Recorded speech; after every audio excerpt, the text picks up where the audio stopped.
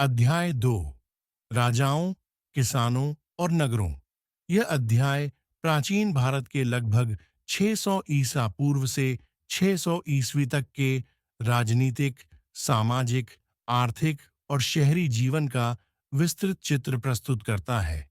इस काल में बड़े बड़े राजवंश उभरते हैं, कृषि का विस्तार होता है, नगर बसते हैं और व्यापार तेजी से बढ़ता है। महाजनपदों का उदय लगभग 600 ईसा पूर्व। छोटे छोटे जनसमूह एकजुट हुए और बड़े राज्यों का निर्माण होने लगा।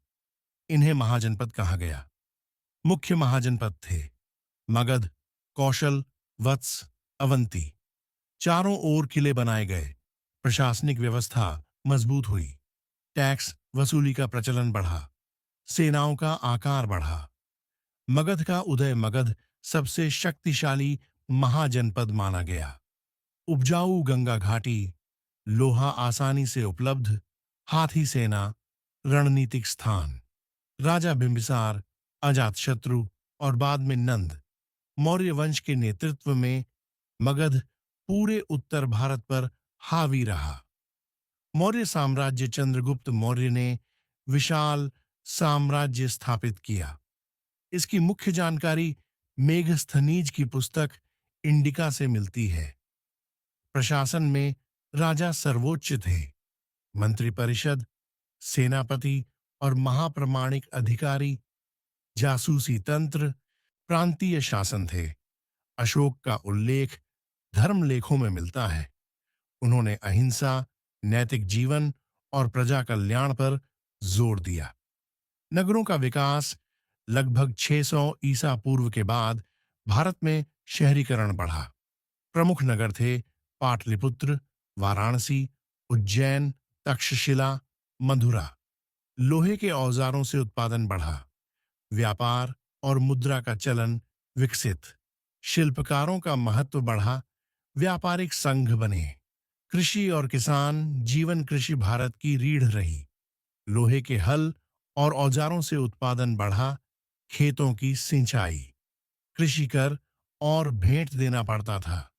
अधिकांश किसान ग्राम प्रणाली में रहते थे। किसानों पर कर का बोझ अधिक था और राज्य सेना व प्रशासन के लिए उनसे अनाज लिया जाता था। व्यापार व सिक्कों का विकास। व्यापार ने तेजी पकड़ी। मार्ग, उत्तरापट, दक्षिणापट। सिक्कों का प्रचलन। पंच चिह्नित सिक्के। वस्त्र, धातु, मसाले, आभूषणों का व्यापार। विदेशी संपर्क। रोम, यूनान, दक्षिण पूर्व एशिया। साहित्य, पुरातत्व और अभिलेख। इस काल की जानकारी पुरातत्व, लिखित ग्रंथ और अभिलेख से मिलती है। पुरातत्व में पकी ईंटें, किले, सिक्के, मिट्टी के पात्र।